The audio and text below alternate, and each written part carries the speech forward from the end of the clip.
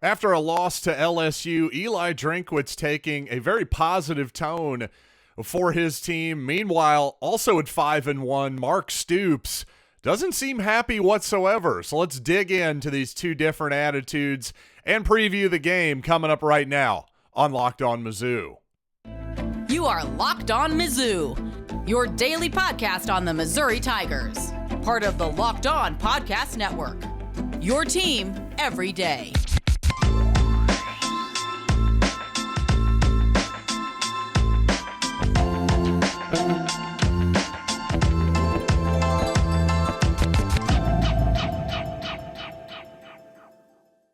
Hey, all you true sons and daughters, I'm John Miller, your Mizzou mafioso and the central scrutinizer of Missouri Tigers football and basketball. And today's episode is brought to you by Jase Medical. Empower yourself when you purchase a Jase case, providing you with a personal supply of 5 antibiotics that treat 50-plus infections. Get yours today at jasemedical.com. That's Jase Medical.com. And as I alluded to there in the cold open, really Missouri and Kentucky on paper are about as close as you could possibly get. Both 5-1 ball clubs that lost their first game this past Saturday. But I tell you, two decidedly different tones coming from the two head coaches. Eli Drinkwitz very much keeping his team on an even keel, trying to keep them positive, I think, by saying that, yeah, we're really bummed out that we lost to LSU, but we're not devastated by any stretch of the imagination. On the other hand, Mark Stoops, who obviously I have all the respect for in the world as a football coach, well, he's been hammering his guys pretty good in the weeks leading up to his game, in particular his defense and his quarterback, Devin Leary. And frankly, understandably so, because Missouri, again, obviously lost a heartbreaker. Lost a game to LSU that came down to the wire. Really could have gone either way if you go back and look at a few snaps here and there. But Kentucky, they just flat out got dominated and a little bit embarrassed by a Georgia team that hasn't made it a habit of exactly blowing the doors off of teams so far this season, at least not playing a complete football game. Well, certainly it was a complete first half by Georgia against Kentucky at the very least. And while actually Kentucky's offense, I thought, got off to a decent start in a lot of ways, they ended up shooting themselves in the foot with penalties at times.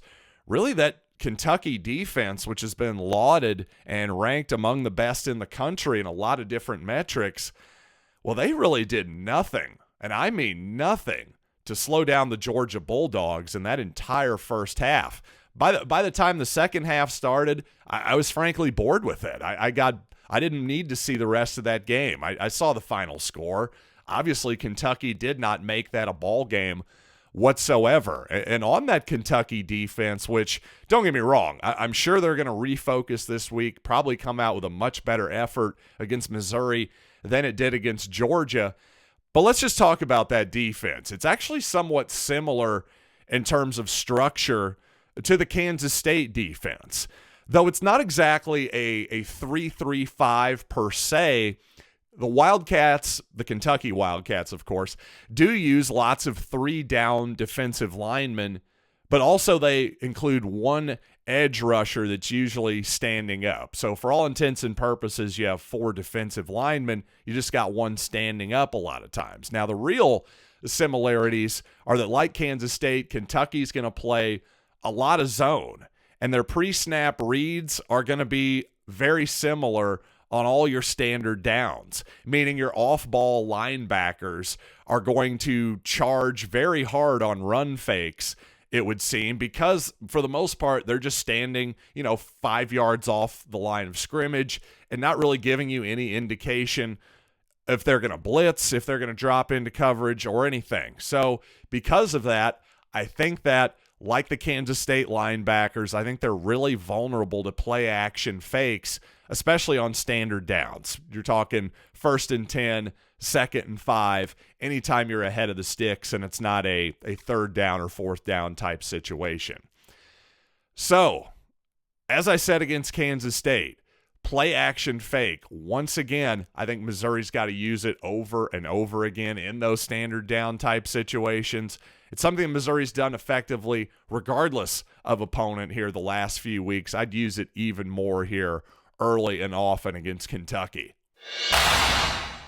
Now, interestingly enough, for a second week in a row, like Jaden Daniels, who Missouri and Eli Drinkwitz courted rather openly a couple off seasons ago in the transfer portal, well, the Tigers at least kicked the tires on Devin Leary, who Eli Drinkwitz had experience with at North Carolina State. Of course, he's now wound up with the Kentucky Wildcats. So an interesting note there. But I will say, at least so far, I think Missouri has got to be happy that they stuck with Brady Cook, because Devin Leary so far, well, according to Mark Stoops, this is what he had to say after the ball game about Devin Leary. He said, quote, "I was a little disappointed myself. Usually I don't say a whole lot during games to a quarterback to not get him off, but there's no excuse not to hit some of those passes. I mean, we had some guys wide open."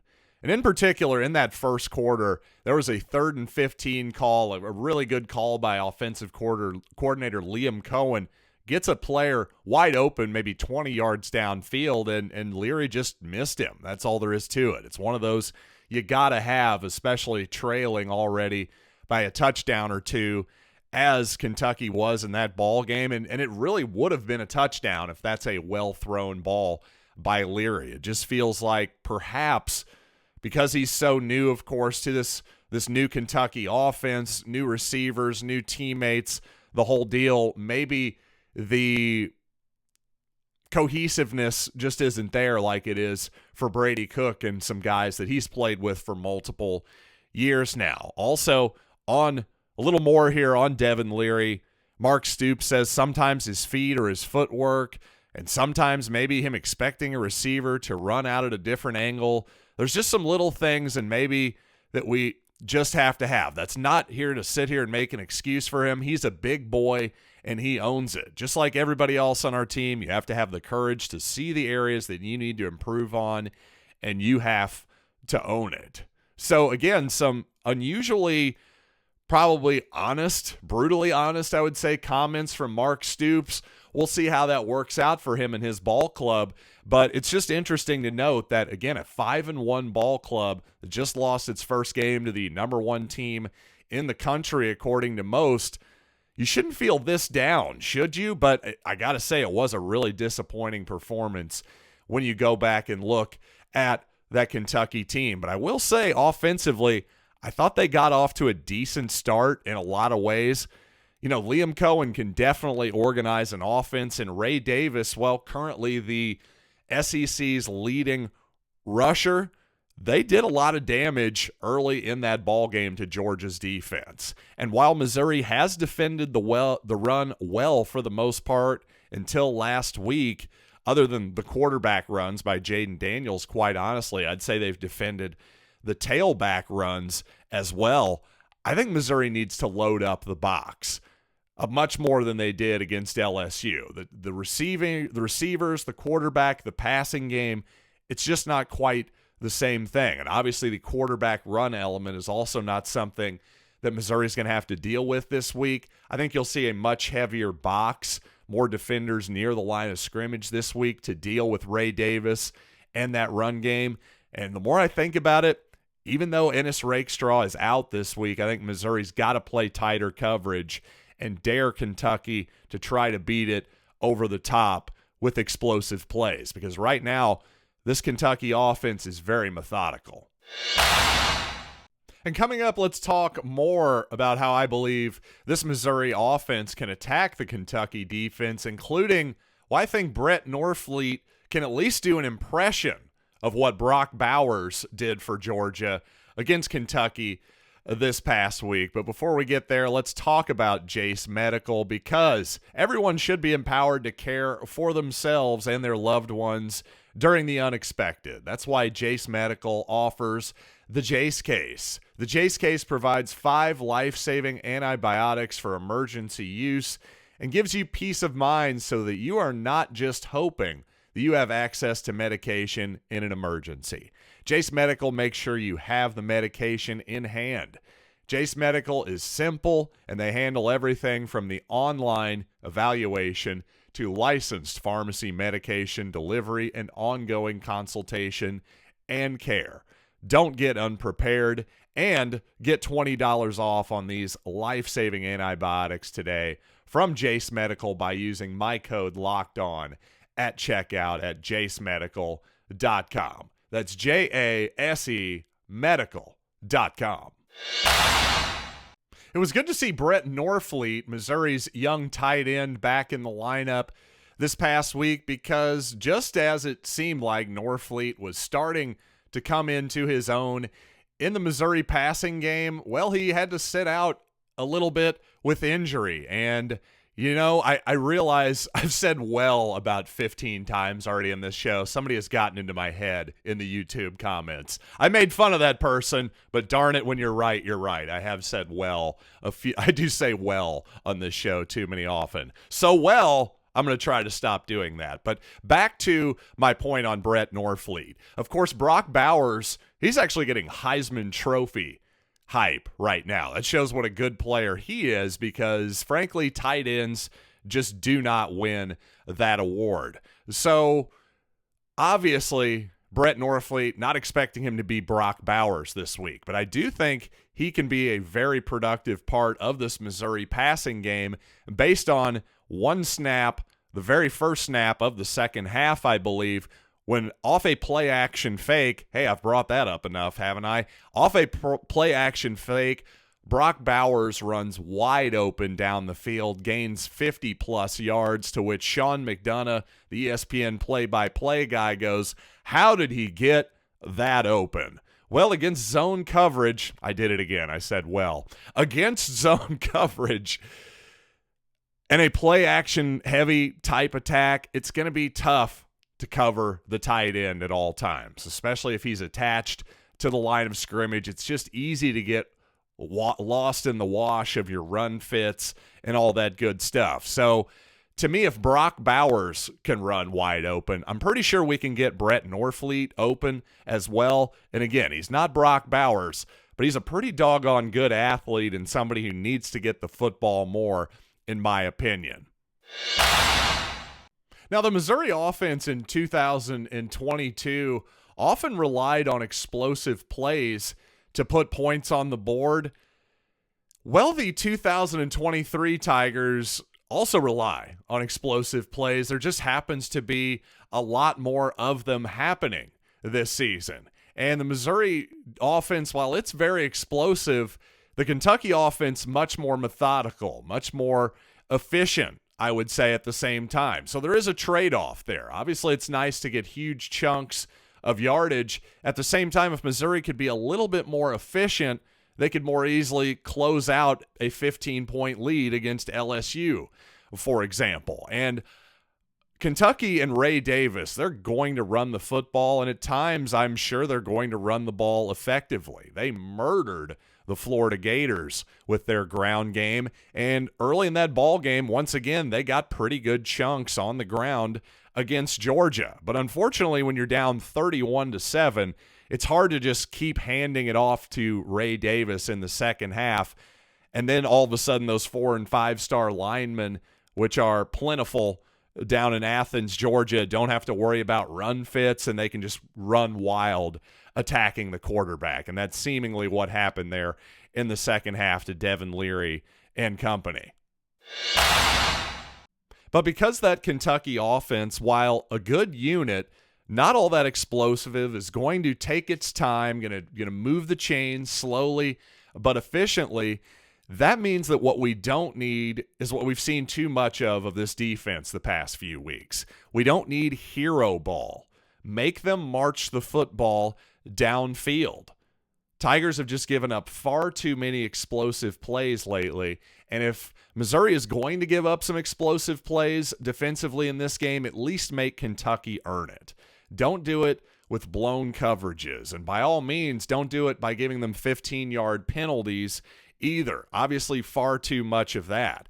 And the Kentucky offense, by the way, it does tend to huddle on just about every play and control the clock. And in fact, some numbers I heard have them as the slowest paced team in all of FBS football.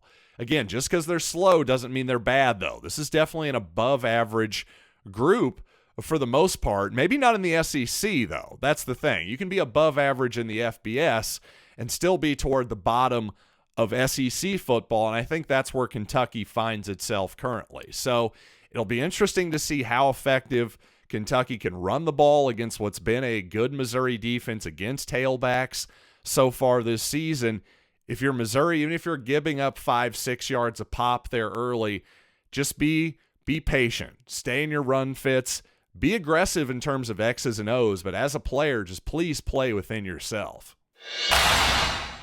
And I usually don't talk a ton of recruiting during the Missouri football season, but right now there's some exciting stuff seemingly happening behind the scenes. I talked about how the LSU loss this past Saturday was obviously just that, but off the field, the game's still a win for Missouri. I feel like if Missouri would have been, curb stomped, to use a not so delicate phrase, if Missouri was curb stomped by LSU like Kentucky was this past weekend against Georgia, well, that would have been highly disconcerting for sure, to borrow a phrase from the LSU game. I wouldn't have felt good about that whatsoever on or off the field, but the fact that you had a sold-out crowd, a game that in many ways could have gone either way, hey, I figure if you're Williams-Nwaneri, Ryan Wingo, and Jeremiah McClellan, couple of big-time receivers there to go along with the number one defensive player in the country who's already committed to Missouri in Nwaneri, I just figured, hey, this can only be a good thing off the field. Well, apparently it's even better than that. You've got Clint Cosgrove over at Rivals.com. He was one of the first guys to put in a future cast for Williams-Nwaneri to Missouri. Well, now he's saying he believes Ryan Wingo is going to be a Missouri addition ultimately as well, which is a big deal. He doesn't just put those future casts out there for no reason. At the same time, he did make fun of himself a little bit, saying, I'm only hating 84% of these things. Maybe that's not so great. But again, I just think it shows that Missouri does have momentum right now. Things are trending up for the Tigers on the field and off the field as well, something that's been talked a lot about in other spaces, something I should bring up too. I think Missouri's athletic department is very aware that right now, with the current Missouri legislation in place, they have a bit of a window opportunity here. Maybe it's just this season, maybe it's a couple years, maybe it's 3 or 4 years, who knows?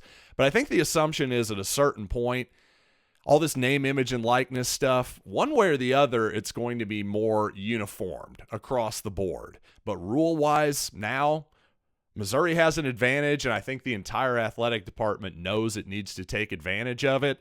Obviously, winning on the field is going to really take advantage of it more than anything. So some really exciting stuff happening off the field as well as on right now for Missouri. And coming up on the show, I want to talk just a little bit of basketball to close out. Obviously, we're less than a month away.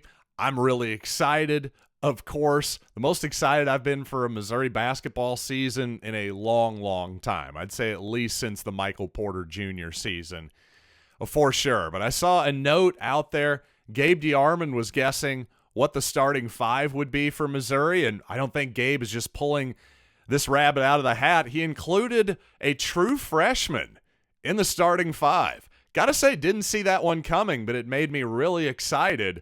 So let's talk about Trent Pierce coming up. But first, I want to tell you about Prize Picks, because here's the deal with daily fantasy sports. It's really fun to play, but sometimes, frankly, there are too many options. So who needs to fight through all the nonsense, especially if you're a new player? Hey, you don't need to battle it out with thousands of others, including pros and sharks. Just pick more or less than on 2 to 6 players in stat projections and just watch the winnings roll in.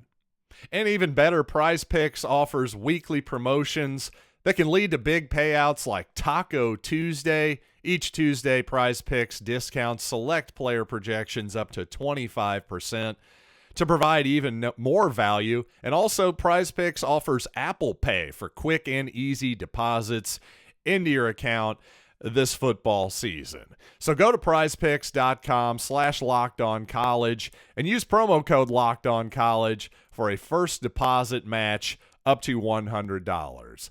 That's prizepicks.com/lockedoncollege and use promo code LOCKEDONCollege for a first deposit match up to $100. That's Prize Picks, daily fantasy sports made easy. Now, just to clarify here, Gabe DeArmond said well, I learned last year that trying to guess a basketball rotation in October is a little bit of a fool's errand, but hey, what the heck, I'm going to do it anyway. So thank you, Gabe, for answering the hypothetical question. I also want to clarify that Gabe said he thinks this is going to be the rotation by the end of the season. I just thought it was surprising to see him include Trent Pierce among that starting five, along with Nick Honor, Sean East, the 2 point guards and lead ball handlers, seniors returning, Caleb Grill, another guy with a ton of experience, Noah Carter, same deal, but also Trent Pierce, again, a guy who's gotten a lot of hype here this offseason, a kid who's grown to about 6'10", a really nice jump shooter, scorer from what we've seen, and I had just not really considered that particular angle for him to essentially be the starting center for Missouri. Not that Missouri is really going to be playing with a true center in that particular lineup. That'll be Connor Vanover's job when he comes off the bench. But much like last year, it seems like the Tigers are going to be starting with a small ball lineup, at least if you believe what Gabe DeArmond has to say here. I think Gabe is obviously He's basing this on some inside information, what he's hearing from people that he talks to. So, again, this isn't just plucked out of thin air.